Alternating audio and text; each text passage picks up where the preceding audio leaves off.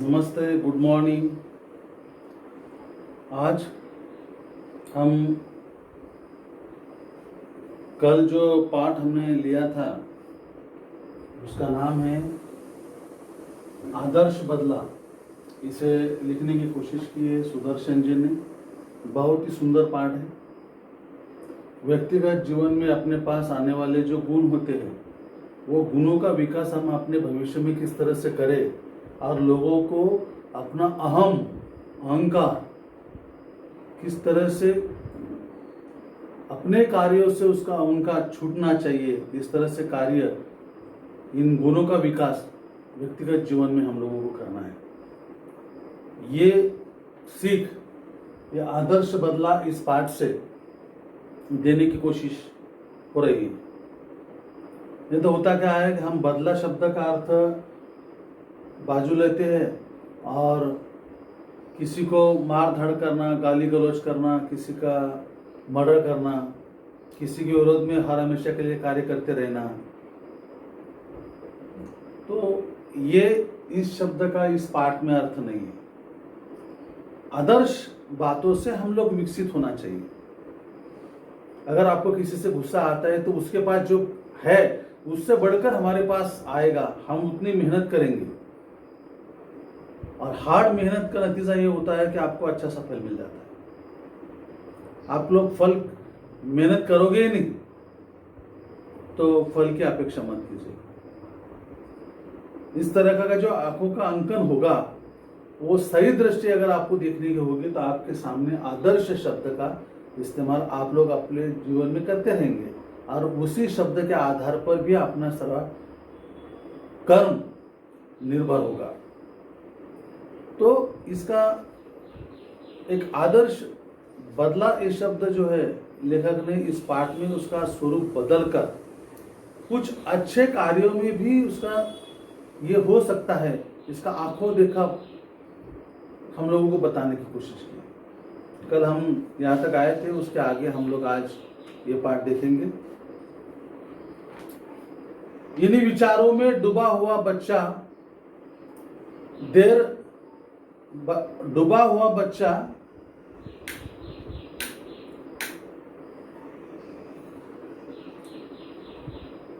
इन्हीं विचारों में डूबा हुआ बच्चा देर तक रोता रहा। इतने में खड़ाऊ पहने हुए, हाथ में माला लिए हुए, राम नाम का जप करते हुए बाबा हरिदास कुटिया के अंदर आए और बोले, बेटा शांति करो, शांति करो। बैजू उठा और हरिदास जी के चरणों से लिपट गया। वह बिलक बिलक कर रोता था और कहता था, महाराज मेरे साथ अन्याय हुआ है, मुझ पर वज्र गिरा है, मेरा संसार उजड़ गया है, मैं क्या करूं? हरिदास बोले, शांति शांति। बैजू महाराज, तानसेन ने मुझे तबाह कर दिया, उसने मेरा संसार सुना कर दिया। हरिदास जी बोले, शांति शांति। बैजू ने हरिदास के चरणों से और भी लिपट कर कहा, महाराज शांति जा चुकी, अब मुझे बदले की भूख है, अब मुझे प्रतिकार की प्यास है, मेरी प्यास बुझाइए। हरिदास ने फिर कहा, बेटा शांति रखो, शांति रखो। बैजू ने करुणा और क्रोध की आंखों से बाबा जी की तरफ देखा। उन आंखों से आंसू थे और आए थी। जो काम जबान नहीं कर सकती उसे आंखें कर देती है, और जो काम आंखें भी नहीं कर सकती उसे आंखों के आंसू कर देते हैं।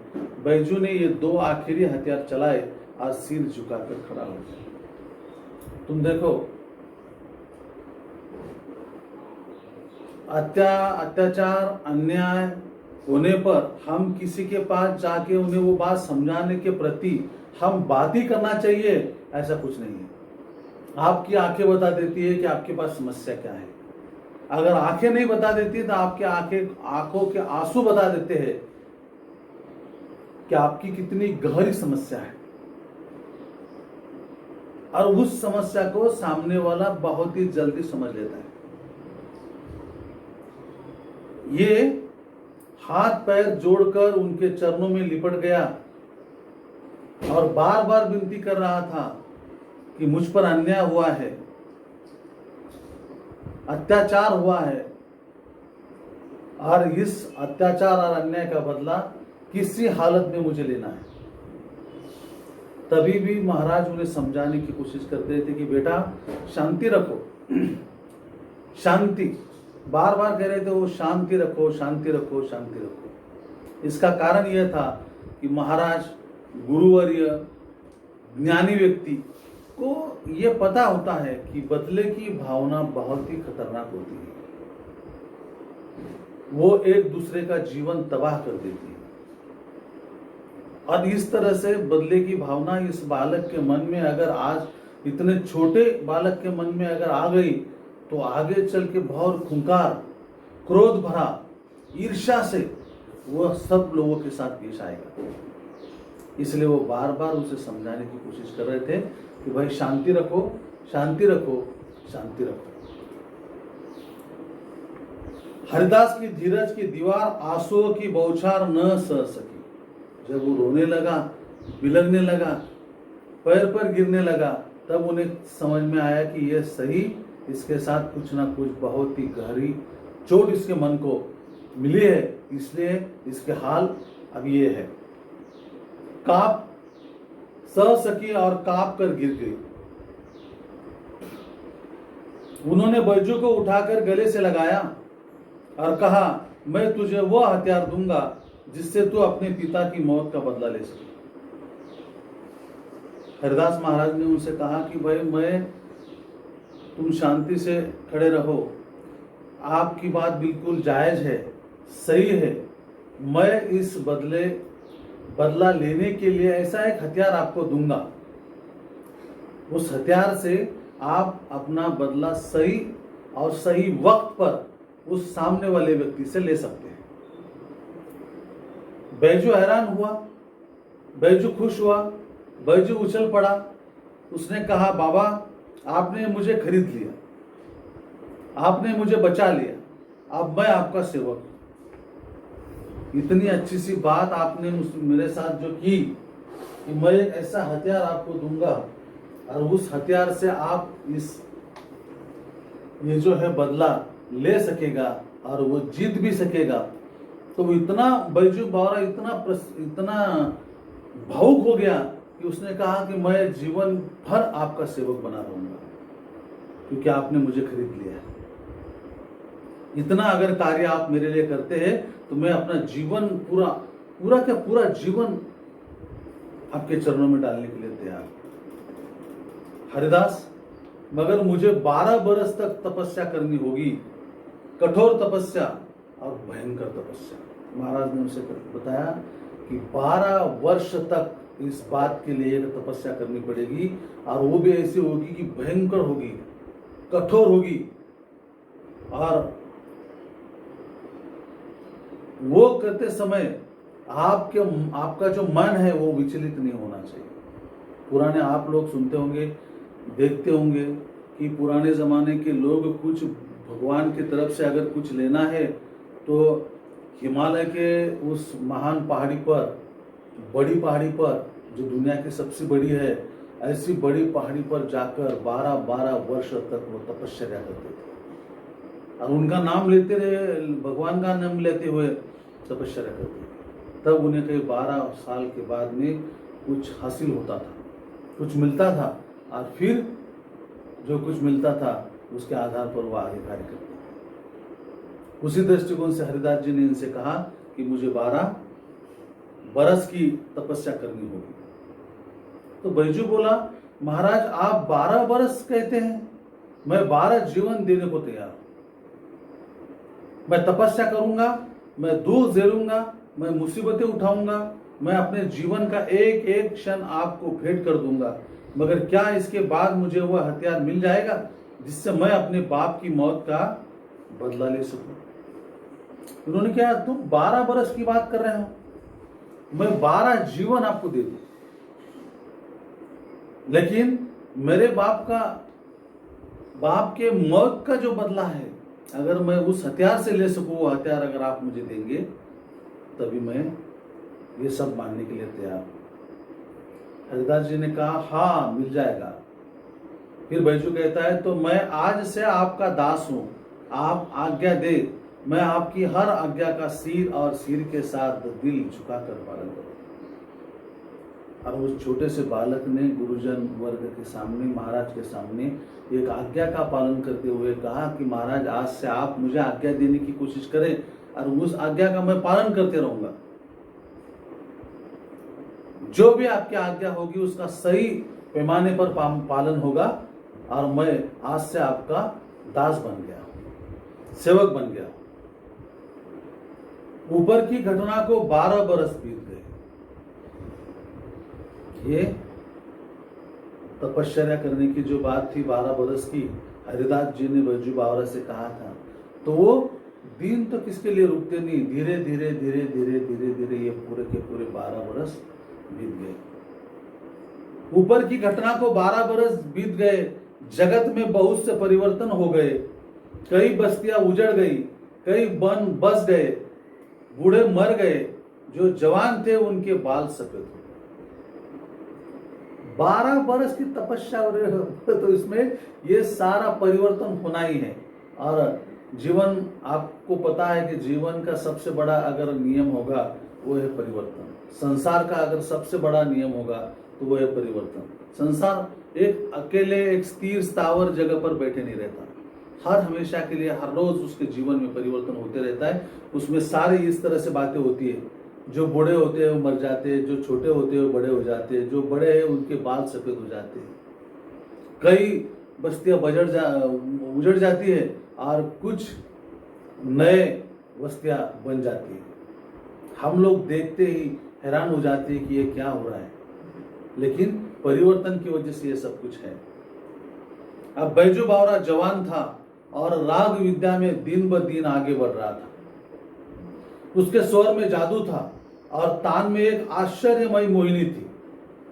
गाता था तो पत्थर तक पिघल जाते थे और पशु पंछी तक मुग्ध हो जाते थे। लोग सुनते थे और झूमते थे तथा वाह वाह करते थे।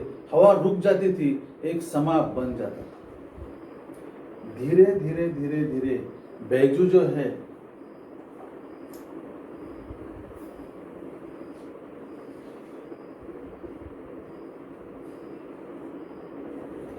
जवान हो गया।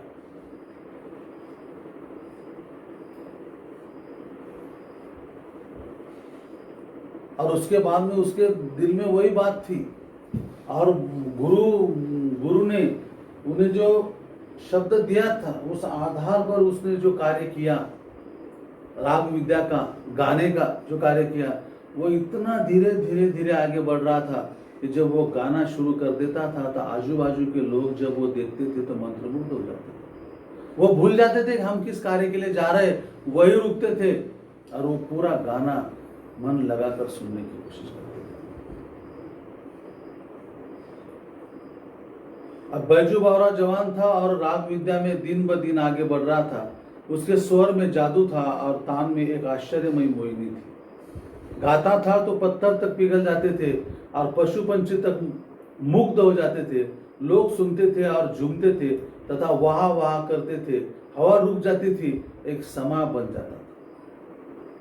इतना सुंदर वो गाया करता था। एक दिन हरिदास ने हंसकर कहा, वत्स, मेरे पास जो कुछ था वह मैंने तुझे दे डाला।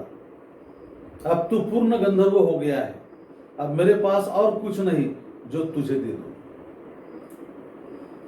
बैजू के गुरु ने उनसे कहा कि भाई 12 बरस तक जो तपस्या मैं करता रहा तुझे सामने बिठाकर, और मेरे पास जो विद्या थी वो सारी की सारी मैंने आपको दे दी। अभी मेरे पास कुछ बचा नहीं, जो था वो सब कुछ आपको दे डाला। बैजू हाथ बांधकर खड़ा हो गया। कृतज्ञता का भाव आंसुओं के रूप में वो बह निकला। चरणों पर सिर रखकर बोला, महाराज, आपका उपकार जन्म भर सिर से न उतरेगा। वो महाराज के सामने खड़ा होकर नतमस्तक हो गया और महाराज से कहने लगा कि मेरा पूरा जीवन आपने जो मुझ पर उपकार किया है वो उतर नहीं सकता, इतना बड़ा है, और मुझ में भी इतनी शक्ति नहीं है कि मैं आपका उपकार उतारूं। लेकिन एक बहुत अच्छा कार्य मेरे लिए आपने किया है। ये नम्रता से उनके सामने खड़ा होकर उन्होंने उसे आज्ञा का पालन किया।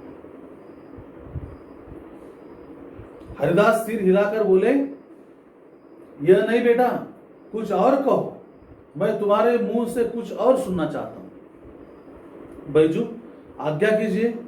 हरिदास तुम पहले प्रतिज्ञा करो। बैजू ने बिना सोच विचार किए कह दिया कि मैं प्रतिज्ञा करता हूं कि। हरिदास ने वाक्य को पूरा किया, इस राग विद्या से किसी को हानि न पहुंचाएगा। क्या कौन सी प्रतिज्ञा थी? कि मैंने जो राग विद्या आपको पढ़ाई सिखाई, सब कुछ आपको बहुत दे दी, मेरे पास कुछ नहीं रखा, लेकिन इसके बाद में आपको मेरे सामने एक प्रतिज्ञा लेनी होगी, और वो प्रतिज्ञा है कि इस राग विद्या से आप लोग समाज के किसी भी वर्ग को हानि नहीं पहुंचाओगे, तकलीफ नहीं दोगे। यह प्रतिज्ञा आपको लेनी होगी।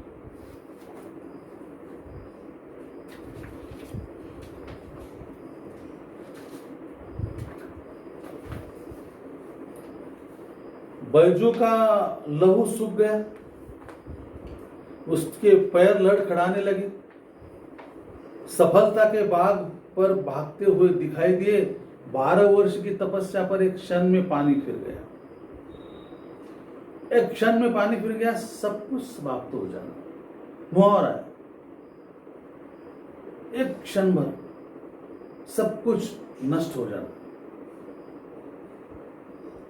एक क्षण में पानी फिर गया। प्रतिहिंसा की छुरी हाथ आई तो गुरु ने प्रतिज्ञा लेकर कूंद कर दी। बैजू ने होंठ काटे, दांत पीसे और रक्त का घूंट पीकर रह गया, मगर गुरु के सामने उसके मुंह से एक शब्द भी न निकला। गुरु गुरु था, शिष्य शिष्य था, शिष्य गुरु से विवाद नहीं करता। अभी बात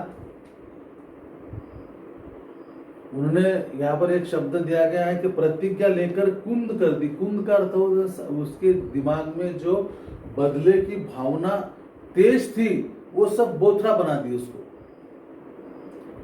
वो कहीं पर भी चलाएगा तो उसका कोई फायदा नहीं होगा, प्रतिशोध नहीं ले सकेगा, किसी की जान नहीं ले सकेगा, किसी को तकलीफ नहीं दे सकेगा, किसी पर अत्याचार नहीं कर सकेगा। ऐसी प्रतिज्ञा गुरु ने अपने शिष्य बैजू से ली। तब, और यह आप सभी को पता है कि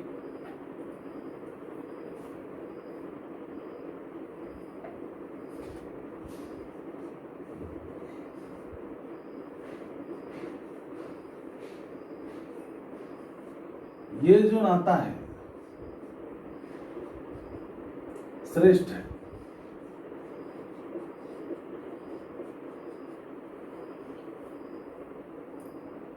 क्यों? कि शिष्य अगर गुरु के प्रति 12 साल तक रुक सकता है, 12 साल रुक सकता है, मतलब कितनी बड़ी आज्ञा का पालन कर सकता है। 12 साल भी 12 दिन, महीना, 12 महीने ऐसे कुछ नहीं है। एक तपश्चर्या है, वो एक तप कहा जाता है जीवन का। एक अंश कहा जाएगा कि अगर आप लोग जीवन का एक भाग उसे हम लोग मानेंगे। इतना अगर वो शिष्य उसके लिए रुक सकता है तो क्या अगला जो भी गुरु उनके लिए कुछ कहेंगे तो वो मानने की तैयारी उस शिष्य की होगी। और ये सब कुछ चल रहा था तो गुरु गुरु था, शिष्य शिष्य था, शिष्य गुरु से विवाद नहीं करता था। ये सबसे बड़ी बात यहाँ देखने को मिलती है कि जब गुरु ने कुछ भी अगर सही ढंग से बताने की कोशिश अगर अपने शिष्यों से की तो शिष्य को नम्र होकर उस आज्ञा का पालन करना पड़ता है। मतलब उसके खिलाफ बात करने की क्षमता उस शिष्य में नहीं होनी चाहिए। गुरु को विरोध कर कर कुछ बातें बोलने की क्षमता, जो भी गुरु कहेगा उसका आज्ञा का पालन करना है, बस इतना ही शिष्य ने अगर कर दिया तो वो सही शिष्य कहलाता है। कुछ दिन बाद एक सुंदर नवयुवक साधु आगरे के बाजारों में गाता हुआ जा रहा था। कुछ दिन बीत गए और उसके दिन एक सुंदर सा एक नवयुवक आगरा के बाजार में सुबह सुबह गा रहा था। लोगों ने समझा उसकी भी मौत आ गई। वे उठे कि उसके नगर की रीति की सूचना दे दे, मगर निकट पहुंचने से पहले ही मुग्ध होकर अपने आप को भूल गए और किसी को साहस न हुआ कि उससे कुछ कहे। दम के दम में यह समाचार नगर में जंगल की आग के समान फैल गया कि एक साधु रागी आया है जो बाजारों में गा रहा है। सिपाहियों ने हथकड़ियां संभाली और पकड़ने के लिए साधु की ओर दौड़े, परंतु पास आना था कि रंग पलट गया। साधु के मुखमंडल से तेज की किरणें फूट रही थी, जिनमें जादू था, मोहनी थी और मुग्ध करने की शक्ति थी। देखो, वही बैजू जब आगरा के बाजारों में गाने लगा, तब वो समाचार इतना जल्दी उस राजा के तानसेन के पास पहुंच गया और तानसेन ने वही आदेश दिए कि उस गाने वाले को हथकड़ी लगाकर मेरे सामने पेश करो। लेकिन जब ये सारे सिपाही उसे पकड़ने के लिए चले गए तो वो गा रहा था, और जब उसका गाना ये सुनने लगे तो ये भूल गए हम किस कार्य के लिए वहां पर आए हैं। वही रुक गए और उसके चेहरे से एक बहुत बड़ी प्रसन्नता गाते हुए दिखाई दे रही थी कि इस एक महान व्यक्ति के दृष्टिकोण से जैसा प्रभावित होता है अपने एक महान व्यक्ति को देखकर, उस दृष्टिकोण से सारा परिसर प्रसन्न हो रहा था और वो गाना मंत्र मुग्ध होकर सुन रहे थे। जो जो लोग अपने कार्य के लिए निकल गए थे वो अपना कार्य भूल गए कि हमें क्या करना है, और रास्ते पर जो गाना गा रहा है बच्चा, उसका गाना बिल्कुल मन दिल तन मन धन से सुनने लगे। बहुत बड़ी आनंद समाधान इन सभी लोगों को वहां पर मिल रहा था। सिपाहियों को न अपनी सूद रही, न हथकड़ियों की, न अपने बल की, न अपने कर्तव्य की, न बादशाह की, न बादशाह के हुक्म की। वे आश्चर्य से उसके मुख की ओर देखने लगे। जहां सरस्वती का वास था, जहां से संगीत की मधुर ध्वनि की धारा बह रही थी, साधु मस्त था, सुनने वाले मस्त थे, जमीन आसमान मस्त थे। गाते गाते साधु धीरे धीरे चलता जाता था और श्रोताओं का समूह भी धीरे धीरे चलता जाता था। ऐसा मालूम होता था जैसे एक समुद्र है जिसे नवयुवक साधु आवाजों की जंजीरों से खींच रहा है और संकेत से अपने साथ साथ आने की प्रेरणा कर रहा है। वही इस बैजू भावना ने तो ऐसी हलचल मचा दी वहां पर कि उसको गाने को सुनने के बाद जो भी आदमी वहां ठहर गया था तो वो अपने जिस कार्य के लिए जा रहे थे पूरा भूल गया और इतना मंत्र मुग्ध होकर उस गाने का आस्वाद लेने लगे सारे लोग।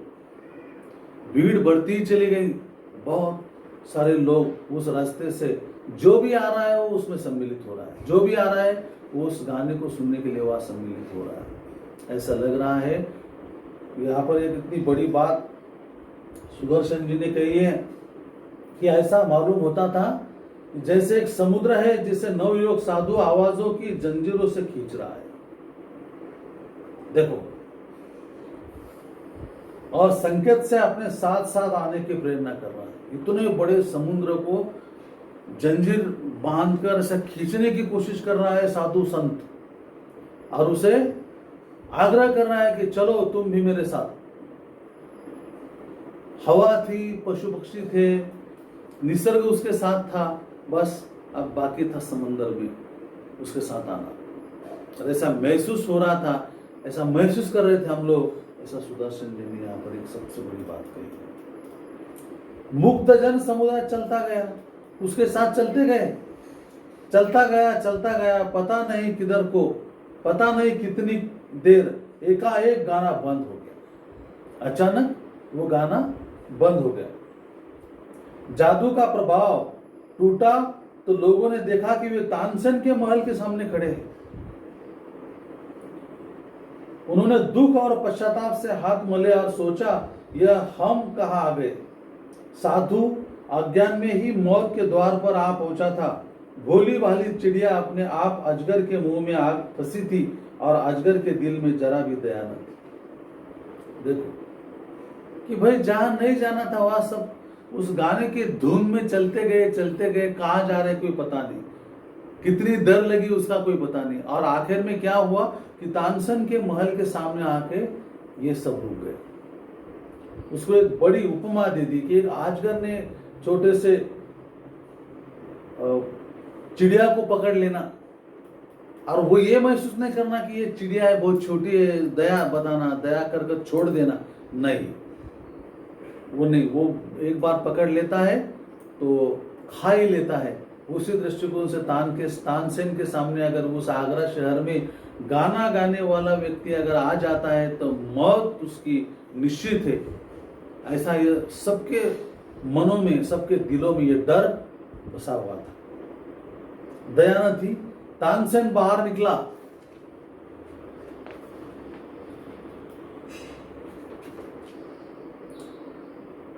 वहां लोगों को देखकर वह हैरान हुआ और फिर सब कुछ समझकर नवयुवक से बोला, तो शायद आपके सिर पर मौत सवार है। शायद ऐसा लग रहा है कि आपके सिर पर एक मौत सवार है। नवयुवक साधु मुस्कुराया, जी हां, मैं आपके साथ गान विद्या पर चर्चा करना चाहता हूं। तानसेन ने बेपरवाही से उत्तर दिया, अच्छा, मगर आप नियम जानते हैं ना, नियम कड़ा है और मेरे दिल में दया नहीं है। मेरी आंखों दूसरों की मौत को देखने के लिए हर समय तैयार है। नवयुवक, और मेरे दिल में जीवन का मोह नहीं है, मैं मरने के लिए हर समय तैयार। तानसेन ने कहा कि मैं किसी के ऊपर दया नहीं करता। अगर आप लोग मेरे साथ राग विद्या में हार गए तो आपकी मौत निश्चित है, और मैं किसी नवयुवक बालक पर दया बताने की कोशिश नहीं करता। मैं तो हर हमेशा के लिए देखते रहता हूं कि कौन इस तरह से आएगा, कौन हारेगा और उसकी मेरे हाथों से मौत हो जाएगी। और उसका सवाल का जवाब उस बैजू बावरा ने दिया कि मैं मौत के लिए तैयार हूं। जो भी शिक्षा आप लोग देंगे, मैं हारने के बाद में उस मौत को मैं हंसी हंसी स्वीकार करने के लिए तैयार हूं।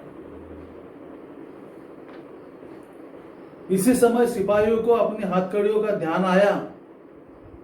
झंगारते हुए आए या बढ़े और उन्होंने नवयुवक साधु के हाथों से हथकड़ियां पहना दी। भक्ति का प्रभाव टूट गया, श्रद्धा के भाव पकड़े जाने के भय से उड़ गए और लोग इधर उधर भागने लगे। सिपाही कोड़े बरसाने लगे और लोगों के तीतर बितर हो जाने के बाद नवयुवक साधु को दरबार की ओर ले चले। दरबार की ओर से शर्तें सुनाई गई। कल प्रांतकाल नगर के बाहर वन में तुम दोनों का गान युद्ध होगा। अगर तुम हार गए तो तुम्हें मार डालने तक का तानसेन को पूर्ण अधिकार होगा, और अगर तुमने उसे हरा दिया तो उसका जीवन तुम्हारे हाथ में होगा। राजा ने यह भी कह दिया कि कल महल के सामने आपका गान युद्ध होगा, और इस युद्ध में अगर बैजू को कहा गया कि अगर आप हार गए तो तानसेन को पूरा अधिकार मिल जाएगा कि आपकी मौत। अगर आप लोग जीत गए तो आपको भी उसके जीवन का पूरा अधिकार मिल गया। आप भी उसकी मौत के जिम्मेदार हो सकते हैं, उसकी मौत दे सकते हैं। इतना सबसे बड़ा अधिकार राजा ने इस विचार विमर्श में उसे समझा दिया। दरबार की ओर से शर्तें सुनाई गई। कल प्रांतकाल नगर के बाहर वन में तुम दोनों का गान युद्ध होगा। अगर तुम हार गए तो तुम्हें मार डालने तक का तानसेन को पूर्ण अधिकार होगा, और अगर तुमने उसे हरा दिया तो उसका जीवन तुम्हारे हाथ में होगा। नौजवान साधु ने शर्तें मंजूर कर ली। बैजू बावरा ने ये सारी शर्तें मान ली। दरबार ने आज्ञा दी कि कल प्रांतकाल तक सिपाहियों की रक्षा में रहो। यह नौजवान साधु बैजू बावरा था, और ये शर्तें मानने वाला जो साधु था उसका नाम था बैजू बावरा। तानसेन ने उनके सामने जितनी भी शर्तें रखी वो सारी की सारी शर्तें उन्हें मान ली, और कल सुबह अब ये गान, राग विद्या का गान युद्ध बड़े जोर शोर से होने वाला है। और उसमें सबसे बड़ी शर्त है कि दोनों में से एक व्यक्ति को, जो हारेगा उसको मृत्यु दंड दिया जाएगा। ऐसी सबसे बड़ी शर्त है। अभी आगे जाने के बाद में क्या होता है, बैजू बावरा जीतता है या तानसेन जीतता है, और किसको मौत आती है, कौन किसके मौत का जिम्मेदार होता है, हम लोग ये कहानी अगले पीरियड में ज़रूर देखेंगे। धन्यवाद।